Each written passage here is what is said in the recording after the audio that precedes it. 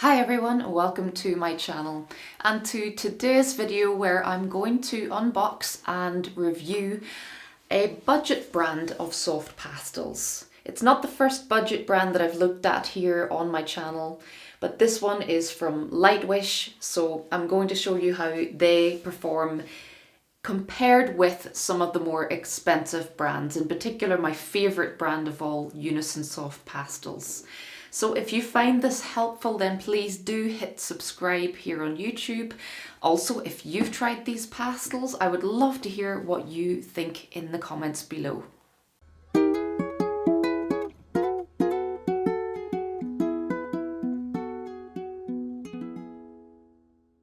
So first things first, let's do an unboxing. It's always good to show you how these things come packaged, as it's important, especially with soft pastels, that they are well packaged and that they arrive unbroken. And the box that these come in is particularly good. It's a lovely, sturdy box, and all of the foam inserts have kept the pastels really well. That's the sort of packaging that I would normally see on the more expensive pastels, so I was really impressed with the box of this because some of the other cheap pastels that I've bought in the past did arrive a little bit broken. So the first thing I'll show you is the size of the stick. The one on the right is one of my Unison pastels, and the one on the left is the Lightwish. It's a little bit longer than the Unison, but you can see that the Unison is a little bit wider, so I think you probably get roughly the same amount of pigment. Then let's check how well the labels come off. This is another complaint I've had of some of the cheaper pastels in the past. In particular, the Jackson's own brand pastels leave a very sticky residue on the pastel stick. These don't seem to leave too much residue on the stick, which is good. And then the all-important test for me, do they break nicely? I need a pastel that snaps in half so that I can find these lovely sharp edges, but without crumbling into a pile of dust. And these did very well. So next, let's do some swatches. They also sent me this lovely little sketchbook, which is for watercolors, but sometimes watercolor paper can actually work quite nicely with soft pastel. So in general, the colour selection here is quite good. This is always one of my main complaints with the cheaper brands. They tend to put a lot of the same type of vibrant colour in the set, and they don't really give you many in-between or more neutral tones. So this is quite a decent selection of 72. The one thing I would say is that we're kind of lacking in the darker values, but a decent selection of vibrant colours and a few of those very useful neutral colours in there as well. But the best way that I can try these out is to actually paint something. So let's do that. I'm going to work on a little tiny kitten. And for this, I'm going to do half and half. Half of this demo is going to be using the Lightwish colours here on the left. And then the other half of the kitten, I'm going to use similar colours in my Unisons. Now you can see that my Unisons are a lot more used and broken, but I've tried to choose a reasonably similar palette. And I'm just going to quickly sketch straight onto the pastel matte paper. I'm not worried about getting an exact likeness of this kitten. It's really just to have a go at something. So I came straight onto the paper with some black pastel pencil. Not normally the way I would do this. I would sketch normally on a blank sheet of paper and then transfer it on. But as I said, I'm not concerned about this being a masterpiece. And then I split the kitten in half. And you can see there the kitten is at an angle, so I had to put the paper at an angle. But basically I just wanted to have a good crisp line down the middle of the portrait, so that on one side we get the Lightwish pastels and on the other side we get the Unisons.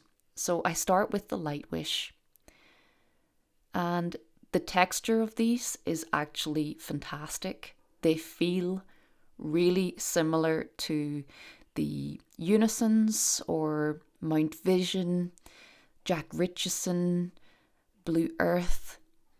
Lots of brands that I really like to use.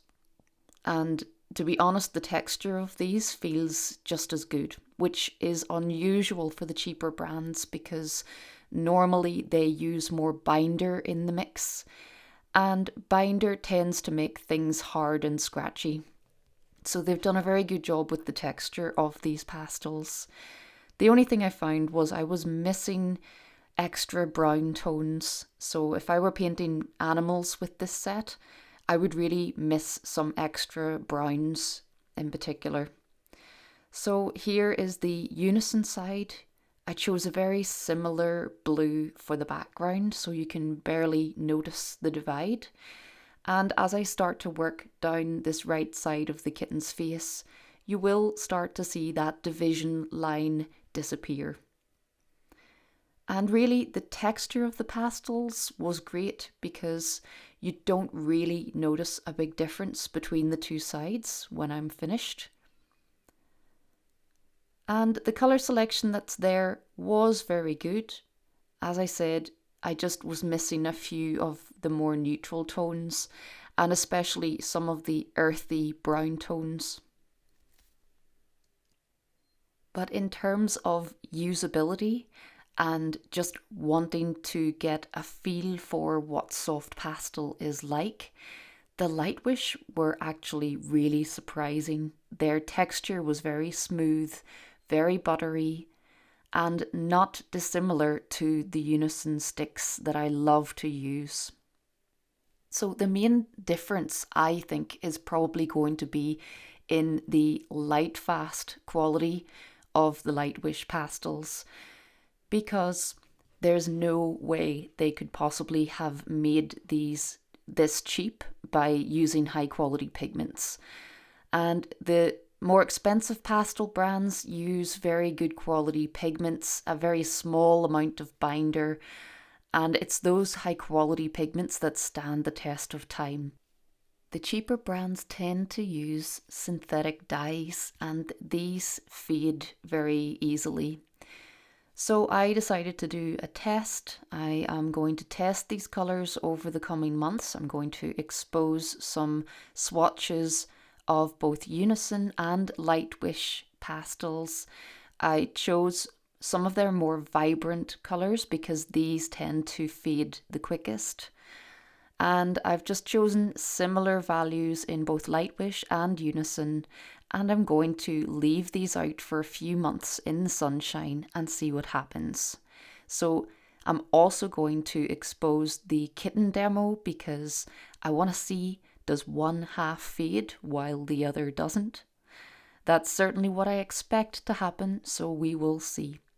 I am also covering half of these swatches so that I can see exactly how much they change, if at all, over the next months.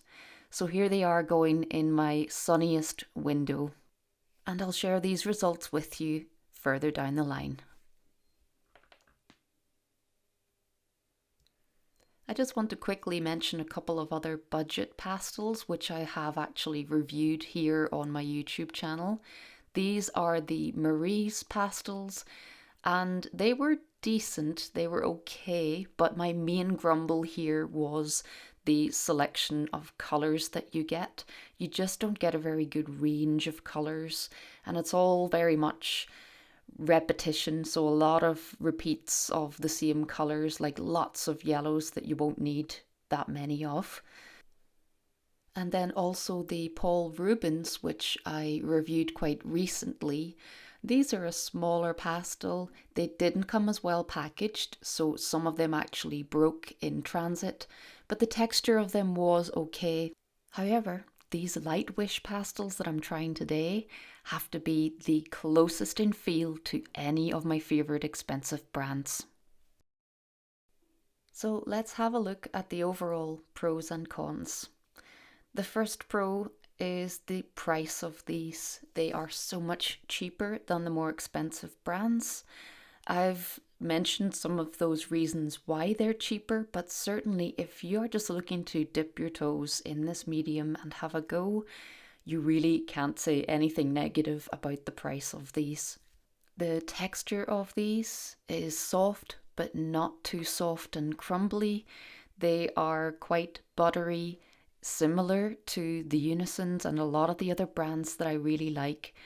And I'm not sure how they've managed to do that, because normally the cheaper brands do feel a bit harder or scratchy. So they've done really well with the texture of these.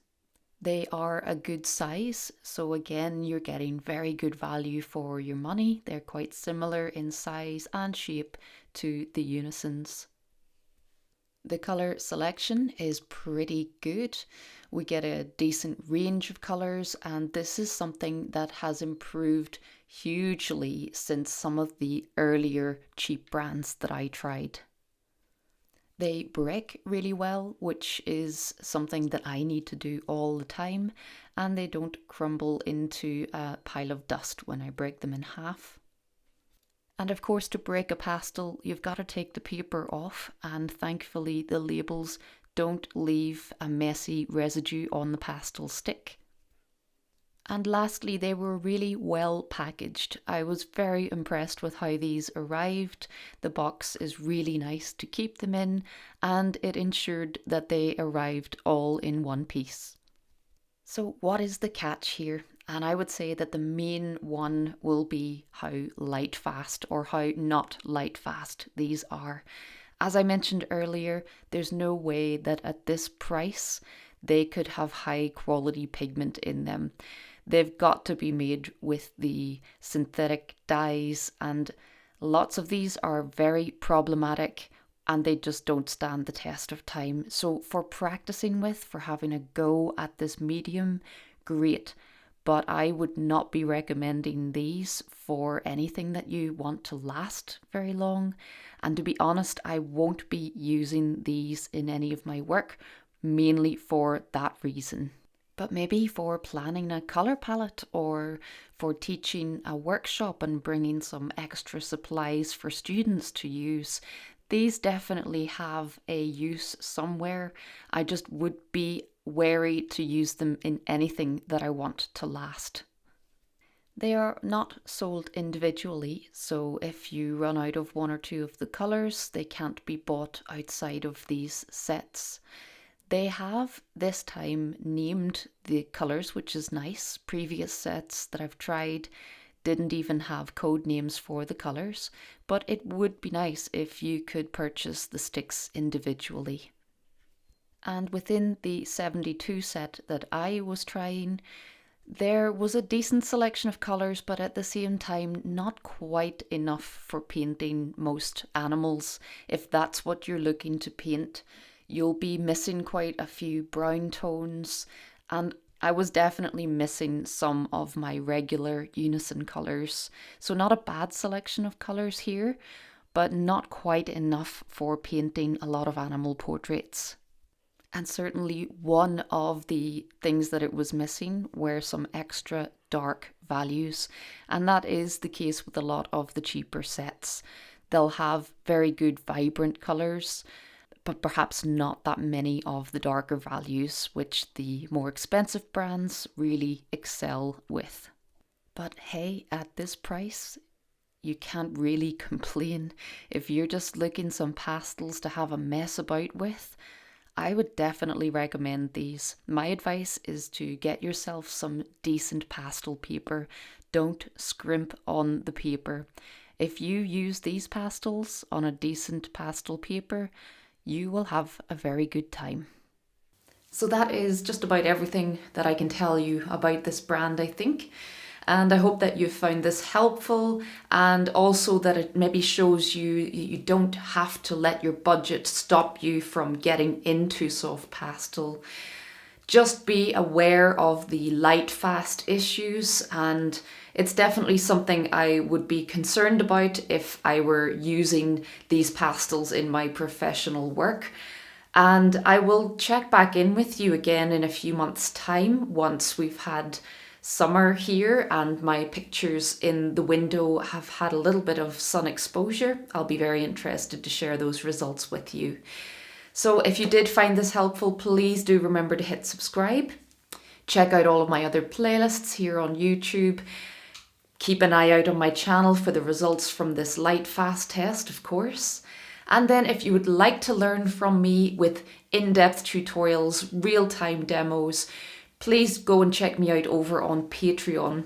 It's the support on Patreon that actually makes all of my videos here on YouTube possible. I'll add the links to my Patreon in the description below. You can also browse my full library of tutorials on my website. All of these links below. But thanks very much for watching, and until next time, happy pasteling.